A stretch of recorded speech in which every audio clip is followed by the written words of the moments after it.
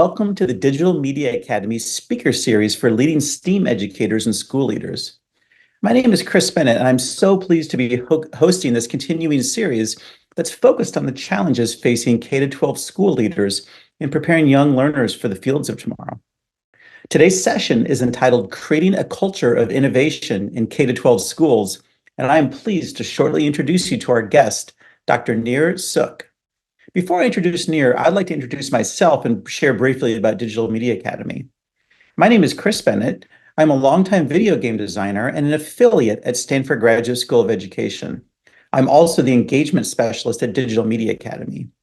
Digital Media Academy was founded in 1999 on the campus of Stanford University, and our flagship program, Leading STEAM Schools in the World, is a membership program that offers a complete, ready-to-use solution for K-12 schools that combines comprehensive STEAM curriculum, tailored consultation, and a supportive global community that empowers educators to meet the demands of 21st century leaders. This public speaker series is brought to you by the Digital Media Academy team and is available globally through the Leading STEAM Schools in the World community. So why are we here? This series aims to connect you with leading thinkers and changemakers to unlock the tools and knowledge needed to lead K-12 education change. Without further delay, it's my pleasure to introduce you to Dr. Nir Tsuk, our guest for today's session. Nir is a seasoned practitioner, academic, and facilitator with over 25 years of international experience in the fields of social capital, entrepreneurship, and the culture of innovation. Serving as a visiting professor of entrepreneurship at University of Osaka and New York University's Global Distinguished Scholar, Nir is the founder of NYU's Bronfman Institute for Impact Intrapreneurship. Nir is committed to bringing the language of innovation to those who need it the most, and Nir is also hosting Digital Media Academy's Global Innovation Race this summer 2024 in New York. I would like to invite Nir to join me on screen. Hi, Nir. Thank you so much for being with us. Tell us a little bit about your journey. How do you find yourself where you are right now? Well, first of all, good to see you, Chris, and thank you for the invitation. It's a pleasure to be here. And I would like to say good evening from Tel Aviv. I'm calling today from Tel Aviv. That's where I live. And the journey started here, should I say how many years ago? 51 years ago, right? Born and raised in Tel Aviv, did my BA and MA in Jerusalem, political science, then wanted to live abroad and did my PhD in England, looked at the issues of social capital, lived in Cambridge for 5 years, the original Cambridge, not the North American Cambridge, and did the whole rowing in the river and Harry Potter and Downton Abbey and all that stuff. And after finishing my PhD, realized that academia, at least the way they did it at Cambridge, was a bit too academic for me. I believe in practical knowledge, not theoretical knowledge. And I decided to leave academia for a few years. And a friend told me about a wonderful organization in the US called Ashoka. It's a big international NGO which coined the term social entrepreneurship 40 years ago. So I moved from Cambridge, UK to Washington, DC, and I served as the head of the fellowship program of the organization, helping social entrepreneurs from all around the world to do the work better, to connect and to improve their impact. It was fantastic. Then I felt it's time to move back home because I miss my country and the hummus or the sunshine or whatever after 8 years abroad. I convinced the organization to open a branch of Ashoka in Tel Aviv, moved back to this apartment. How boring. 15 years ago, I rented and then I bought and then I brought Ashoka to Israel, did Ashoka in Israel for 5 years. And then, how good is your German or Yiddish, Chris? You don't, right? Not yet. Yeah. So my Austrian grandmother said that people like us have kein Sitzfleisch, no sitting flesh, metaphorically or literally. And I felt I need to do something else. And then I think for 3 years, I had the best life in the world. I was teaching entrepreneurship at King's College in London and consulting with an internet company in New York. So I practically lived on British Airways, right? Tel Aviv, London, and it was nice. And then 5 years ago, I've approached NYU and said, I think we should do something together, connecting New York and Tel Aviv and dealing with innovation differently. And that was when I launched the Institute of Impact and Intrapreneurship at NYU. And the last thing I want to say about my journey, I think we do at least two things differently, which is connected to the whole thing of creating cultures of innovation or a culture of innovation. Usually when universities teach entrepreneurship, they do it at the business school and they talk about technologies and startups and whatever. And the way I talk about innovation is a language or a culture, a mindset. So we said, first of all, it's not a topic, it's a mindset. And if it's a mindset, not only business people should have this mindset, but everyone. So to a certain extent, we would like to think we teach innovation and entrepreneurship differently, and we bring it to the unusual suspects. But I guess we'll have time to talk about it through our conversation. So this is really fascinating. For those that aren't familiar, can you talk a little bit about the difference between entrepreneurship, which we're all familiar with, and intrapreneurship, which with some of our listeners and viewers might not be familiar with? Thank you for asking. And are we really familiar? The problem is, are we really familiar with entrepreneurship? It became the flavor of the month, something like 10 years ago. And well, thank God that entrepreneurship became popular after the speller has been invented, because spelling the word entrepreneurship has always been a challenge, right? Too many people use too often the word entrepreneurship in a wrong way, I think. And for me, when you open a new shop, it's not entrepreneurship, it's business. For me, entrepreneurship, and again, it's not about technology, it's not about business, it's about creating new solutions to old problems. This is it. New solutions to old problems. And it could be in business, it could be in education, it could be in religion, it could be in government, in healthcare, in the social sector. Now, more often than not, those entrepreneurs, because of ego or because of whatever, create their own organizations. Intrapreneurship is about doing all that, and we will talk afterwards about the characteristics and the mindset. Doing all that, not in a new organization, but inside an existing organization. Yeah, looking at educational institutions, it's always surprised me kind of how set in ways they can be and how we really want to change the culture of what we're doing, but it's difficult to go up against established norms. Thank you so much for sharing your journey with us. Let's dig right into talking about innovation in education. You talked about how you feel it's really a culture. Is innovation a subject as well? How do you think about innovation specifically with education? Again, we should be careful because innovation is almost too popular, right? Everything becomes innovation. It became a cliche, and it shouldn't, because I think it's central to our life. And because of that, it's central to education, right? And as I started saying, I see innovation could be a topic, a field, a subject, but it's a mindset. It's almost like, you know what, I have my glasses here. It's almost like seeing the world in a different way. It's like saying, instead of seeing problems, I see solutions. Instead of seeing obstacles, I see opportunities. It's a mindset. It's a way of thinking. It's a different way of seeing the world and being an agent in it. And because of that, and because I think it's so important, the role of the education system, any kind of education system, in helping young people and old people to think entrepreneurially or to know about innovation and using it is crucial. And to a certain extent, there's almost like a continuum. It starts with innovation, and innovation is doing the same thing a bit better.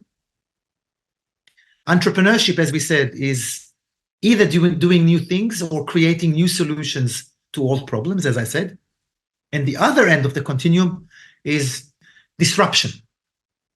And disruption is not only making new things, but making new things which make the old things obsolete. And again, as the only constant is the change, and the change is accelerating rapidly. Chris, we're living in a crazy world, and it's getting crazier. And we don't talk politics, we don't talk economics, we don't talk about these things, but things are changing quickly. And if 10 or 20 years ago, innovation or innovative skills were nice to have, I would like to argue that today is a critical path. You cannot be a citizen of the world. You cannot be an active member of society. You cannot be a good employee. You cannot be a good family member. You cannot be a good educator without at least knowing something about innovation, right? Knowing what it is. What are the strategies to bring it about? What are the tools? There are some protocols, methodologies, right? I mean, let me break another myth. The whole thing about eureka, this lightning coming from heaven, apple falling on your head, Newton in Cambridge, right? All these things there are ways in which people like us, mortals, who are not Steve Jobs and Elon Musks and whatever, people like us can bring about innovation and entrepreneurship. Toolkits and methodologies we take you step by step. I think not teaching young people these things is a crime against humanity. And you know, to a certain extent, what I'm doing at NYU is almost too little too late, because teaching innovation at university is fantastic. It should start in kindergarten. And there are ways in which you teach. You don't call it entrepreneurship. You maybe even not even call it innovation. But to create this sense of agency in which you tell young people, and like I have some examples later if you want, right? You tell young people, you know what the problem is, because you are the user, you are the client. And because of that, you should know what the solution is or what the solutions are. And we can help you define them. And we can help you think how to bring them about, how to make it happen.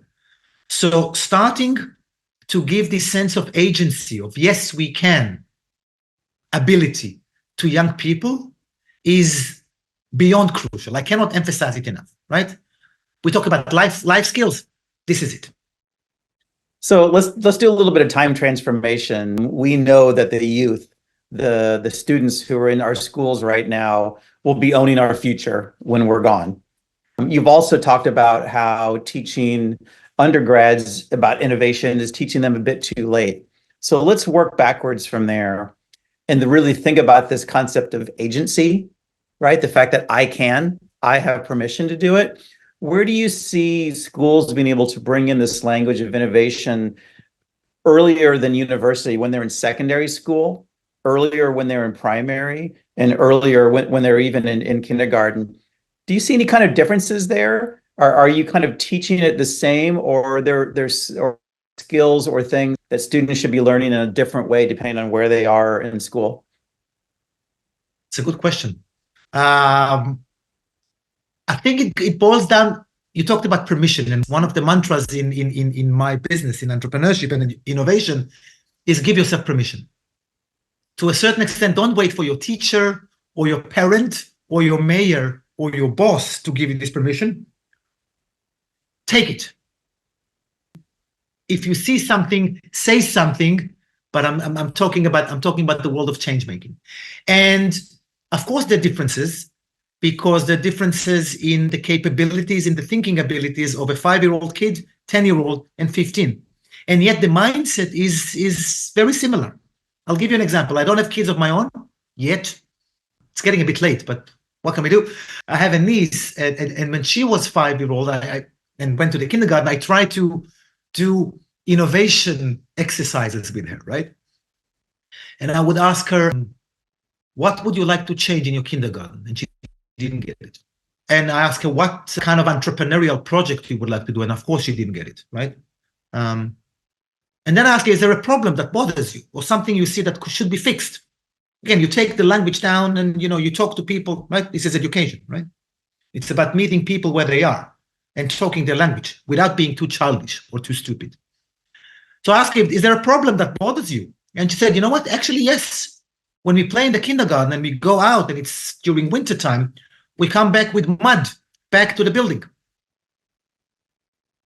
And I said, it is a problem, and the whole thing becomes dirty. And she said, yeah, how people don't understand. And I asked, do you think you know how to solve it? What could solve it? She said, actually, yes, we have back home, we have a doormat or whatever you want to call it, a rug or whatever, in which people clean. And I said, you think the same solution which works back home could work in the kindergarten? She said, I think we should try. And I wanted to kiss her, right? I wanted to hug her. And so what we did, and again, it's actually that simple. It's that simple, right? We went to the kindergarten teacher. We told the kindergarten teacher about the problem that Romy, that's the name of my niece, have identified. We told her about the solution, the kindergarten teacher, and she said it's a beautiful solution. And they went together to buy this rug at the next door shop, put it where it should be put, celebrated, told the people about Romy and her idea and her sense of agency. This is it, Chris, this is it. That's how you start. I'll give you a high school, and stop me if I'm talking too much. As you can tell, I'm getting excited about these things. This is, as you said, I worked in the University of Osaka, visiting professor of entrepreneurship in Japan. And in Japan, they do innovation differently. It's more about hierarchy, harmony, tradition, and obedience. I'm not saying good or bad. It's very different than how we do it in the West or in the Middle East. In Japan, when you tell people, what would you like? And again, I was asking students at Osaka University, right? What would you like to change in your university? The first reaction was, no, this is not for us. This is for the professors to change or for the deans.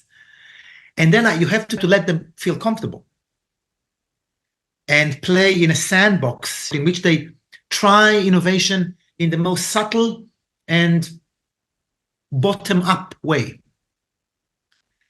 And then when the Japanese students gave themselves permission, they started talking about tiny little innovations.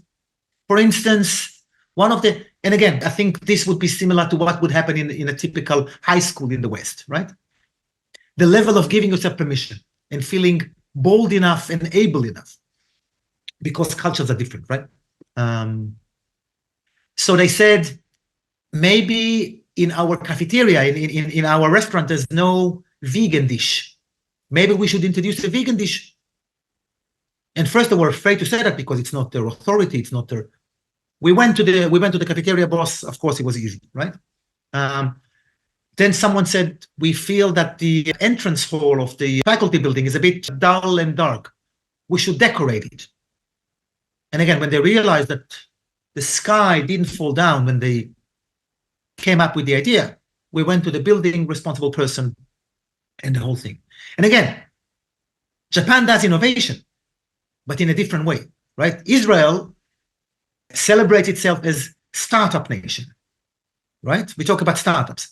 And startups are about young people. Startups are against hierarchy, against harmony, against tradition, against obedience. A young person would come and say, I want to reimagine healthcare or reinvent insurance. In Japan, it's against the tradition. And rightly, it's okay.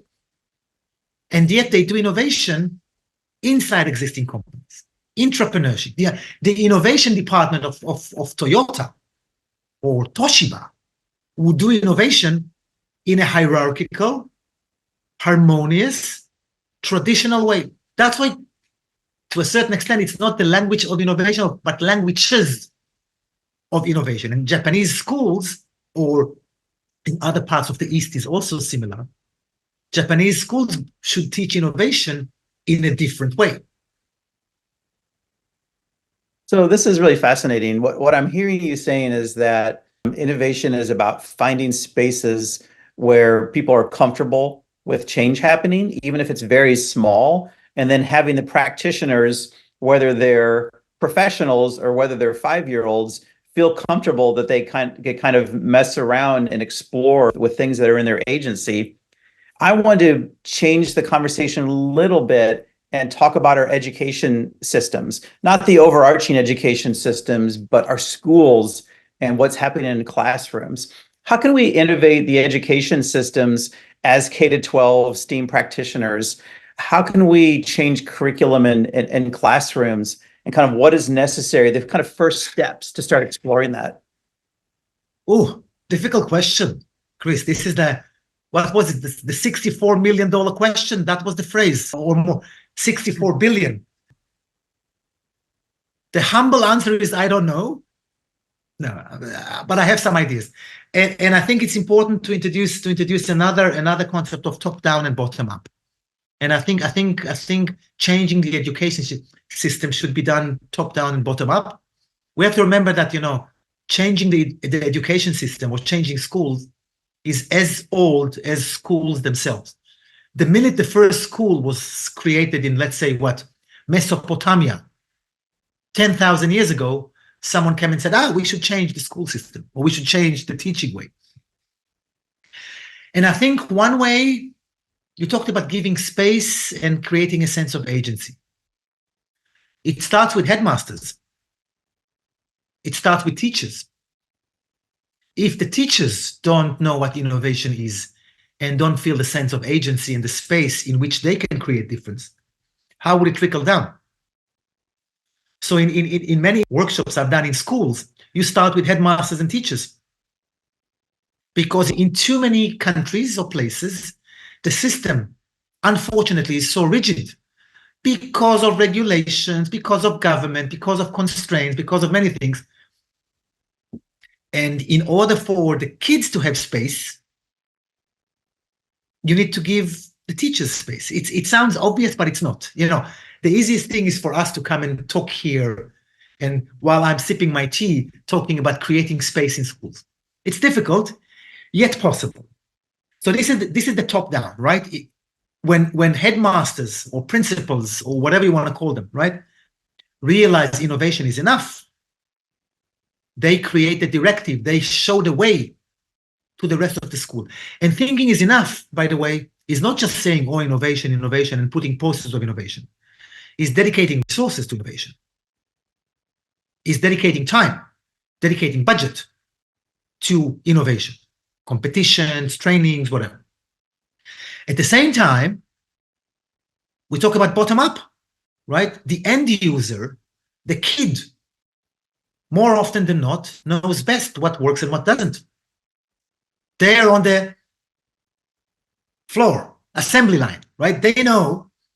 Let's ask them in the right pedagogical way. Ask them. Create this space for them to have a voice, to talk about changes, to talk about what would they like to see within limitations of reasonable, right? And it's incredible to see when you ask kids, just like the example of the kindergarten, because more often than not, we fear that if we give them voice, anarchy would prevail. It's about us not being able to let go, us adults, us educators. It's about control, right? You know what? I'll take an even one step further. People don't like change. You know what, Chris? I'll do a little exercise with you, and I invite. It's a shame I don't see the participants. Please cross your arms and pay attention which arm is on top and which one is bottom. And I invite all the participants to do that too. I can't see you, unfortunately, but please obey. Please follow me. Right? Cross your arms, and you realize which one is on top and which one is the bottom. Right? Now swap.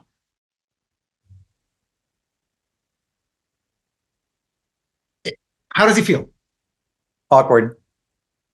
And it was nice to see you doing your little Macarena for a minute, right? Now, I didn't ask you, Chris, I didn't ask you to walk on your head or to jump on one leg for 2 miles.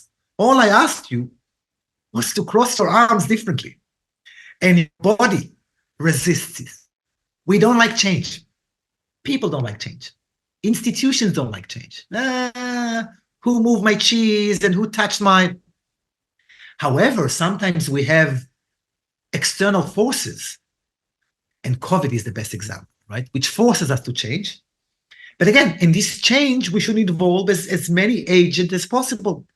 Ask the kids, ask the pupils, ask the students for change, improvement, addition, whatever, and you'll be amazed. Again, it's not only in our business, it's not only about the what, but about the how you do it, how you create space, how you make sure you invite people in the right way, how you make sure that their suggestions will be somehow implemented, maybe not all of them. So again, there are methodologies, and I think it goes back to the philosophy, the role of education, right? The role of education is to create, I think, resilient, creative, morally capable, and whatever citizens, adults. Giving them the gift of innovation should even come before mathematics, but that's another conversation. Okay, so this is fascinating. I want to switch gears for a minute. I know that you're hosting Digital Media Academy's Global Innovation Race this summer in New York for 13 to 17-year-old students who want to design solutions to shape the future. I want to hear just a minute or two from you. Why is New York a good city for this race? What is it about New York that can help students become world-class innovators? Yes. Where else? Where else? With all the respect to your Silicon Valley, New York was there 200 years earlier and continues to change, right? If we talk about capitals of the world, what? London, New York, Shanghai, Singapore, this is where things happen. And my feeling is that when Silicon Valley focuses on technological innovation, New York does culture and finance and architecture and immigration. The Big Apple has so many layers of, first of all, so many layers of history, so many layers of innovation, right? And bringing young people there, showing them what other people have done. And again, it's about museums. It's about the way we teach innovation at NYU. It's about how little innovations are being created in the streets on a daily basis. Again, we're not talking Elon Musk, Jeff Bezos, Steve Jobs. We're talking about adaptive innovation, creating little solutions to new problems, right? Inviting young people there, showing them what's happening around, and something about the energy, something about the great Gatsby-ness. Everything is possible. You are at the center of the world. Yes, you can, right? You know, I did my PhD in England, right? And when people in England tell you, and again, I love Brits. When people in England tell you, absolutely, Nir, you see a little smirk, a little sarcasm, a little skepticism in their voice. In America, in New York, in this celebration of the new world, when people say absolutely, just go and do it. Build a new bridge, create a new neighborhood. So something about the ethos, something about the New Yorker mindset of everything is possible. And we will create a new city, a new skyscraper, a new compound like Hudson Yards, which will redefine other compasses, a new dish, a new kind of theater. I believe it influenced me deeply, right? I spent a lot of time in New York, of course. And having young people there, immersing themselves in this culture, and then being invited after creating a space for them to come up with their own ideas, creations, solutions. I wish the young me would have been invited to such. I hope I'm answering your question, Sam. This is good. So let's dig back into our schools. From a practical standpoint, what can STEAM schools do to really incorporate innovation into their curriculum to create deeper learning? You've talked about the culture, you've talked about the permission, you've talked about the agency. Anything you can share kind of from a practical standpoint that you've seen works? Yes, the short answer is yes.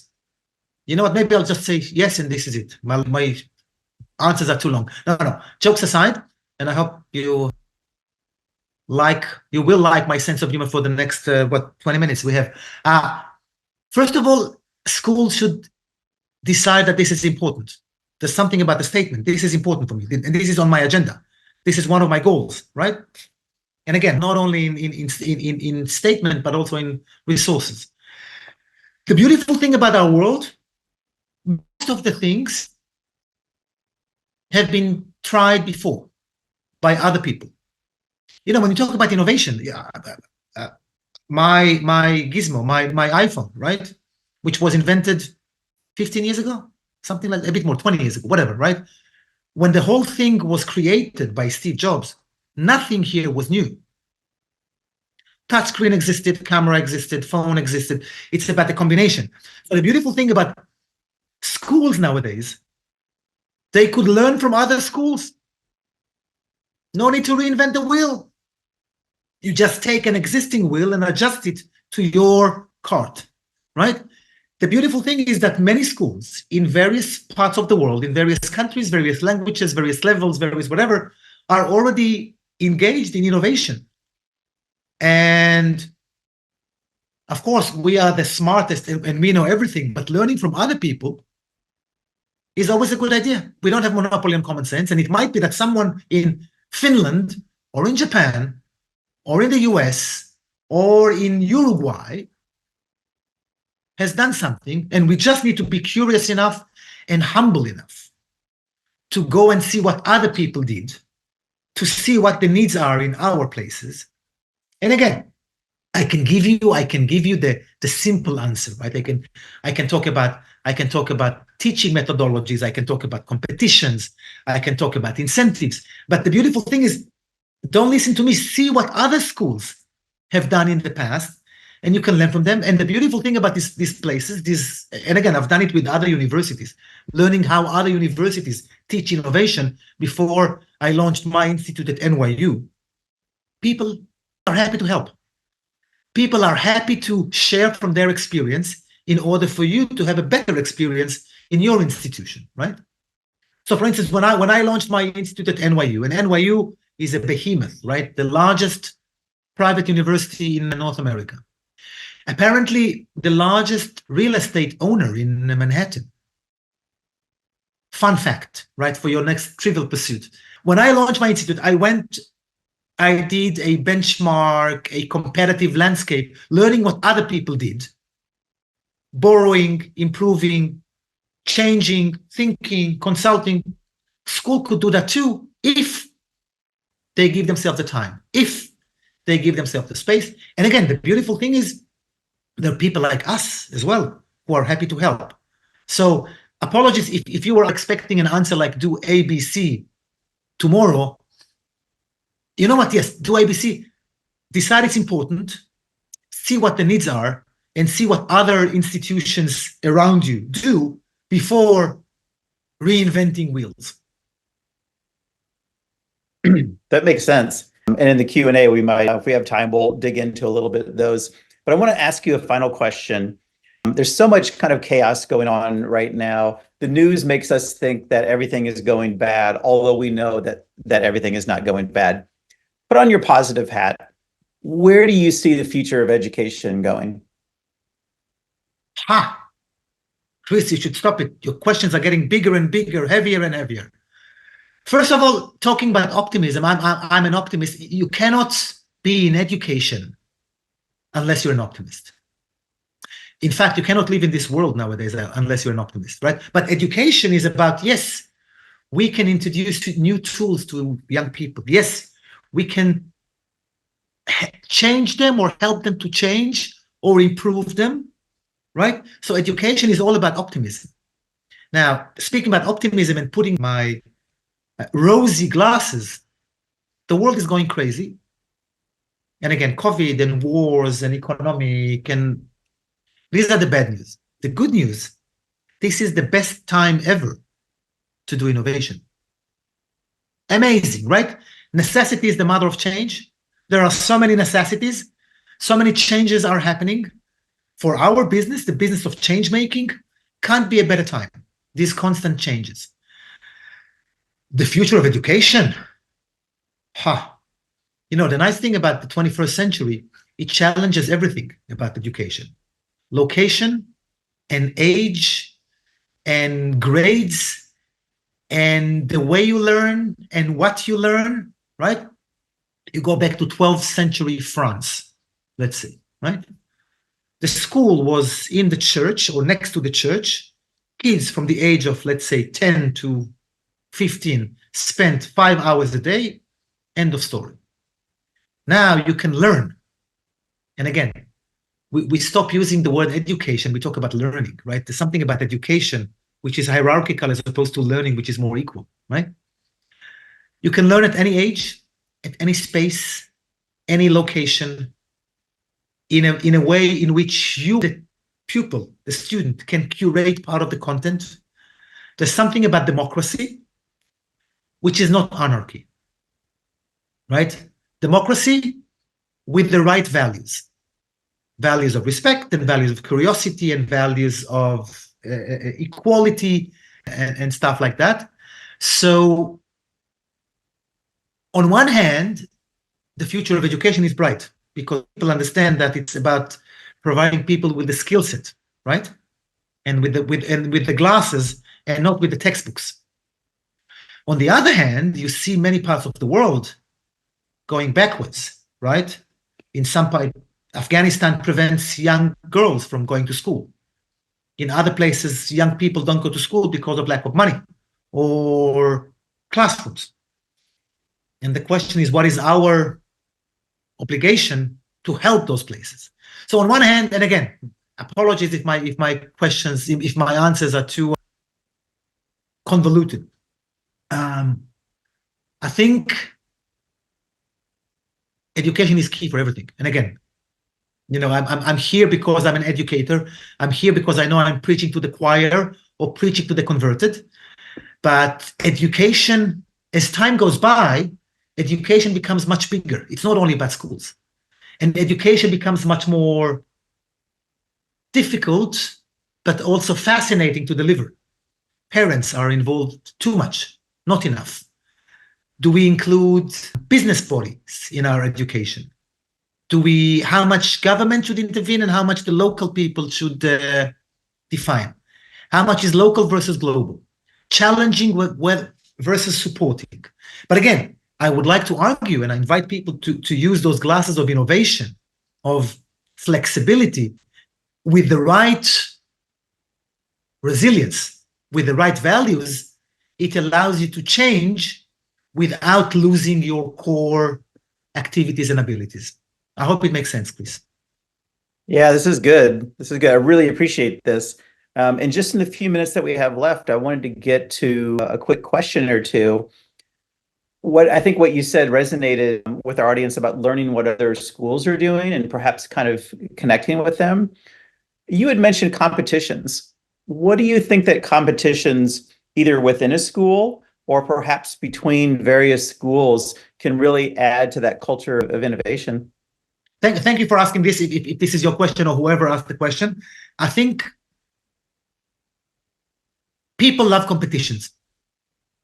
Whether we like it or not, there's something about the challenge, something about the tension, something about the thrill, something about the incentive. And we can use these traits in order to spur innovation. And again, done it several times in schools and in universities. You invite participants to come up with new solutions to all problems. Ask them, and again, with giving the right tools, to become change agents. And the incredible thing is, they come up with solutions to problems you've never even noticed, right? And again, I'm sending you back to my niece in her kindergarten or my students in Osaka. Who would have thought that the problem that bothers them is the lack of vegan dish in the restaurant? I don't know because I'm not a student. They know. And competitions are the right way to engage people, the right way to gain attention from other people, because not all the people have the same sense of agency, right? And it's a relatively easy and affordable way to start this conversation about innovation. Something is happening, right? We give people, it's a way to create an instant space, going back to your space, right? Instead of crafting an hour in the curriculum and every classroom will do innovation, you do a school-wide competition, which is extracurricular, in which people are invited. Some people are busier than others, some people are freer, people come, and the discussion starts. Again, the competition is brought top down, but the happening is bottom up. And all of a sudden, people start talking about these things, and then you give prizes, or you do a hackathon, or you invite the people with the ideas to create groups around them, or you invite them to speak, or you do video clips, or you invite parents to help to promote in thinking, in executing the ideas, and maybe then you choose the 5 winning ones and you implement them. So there's something nice about this excitement that competitions create, which make the whole thing festive. It's an easy way to start talking about innovation and then getting it in a more traditional way in the system. Interesting. So it sounds like what you're saying that this innovation is less about the curriculum and it's really more about finding spaces inside the school or outside the school even to create that culture of innovation, which is really fascinating. The curriculum is about the methodologies, and there are ways of doing innovation, right? And people talk about lean canvas and people talk about design thinking. These are the popular ones. I invite people to look up Scamper, SKAMPER, which is an older way of doing innovation. So the curriculum is about the how, the what is a mindset. And since we are talking here philosophy, may I quote Proust, Marcel Proust, may I? I never read him myself, but I read about him. And I think in the old website of my NYU Institute, we used one of his quotations as a motto. And he says, in order to go on new expeditions, you don't need new landscapes, but new sets of eyes. Right? Right. No new landscapes, but with new sets of eyes, you will see things differently. It's not about curriculum. The curriculum could help you to focus, but it's all in your head. It's all about the mindset. Thank you. Nir, I can't believe it. We've come to the end of our available time today. I want to thank you so much for taking the time to share your expertise with us.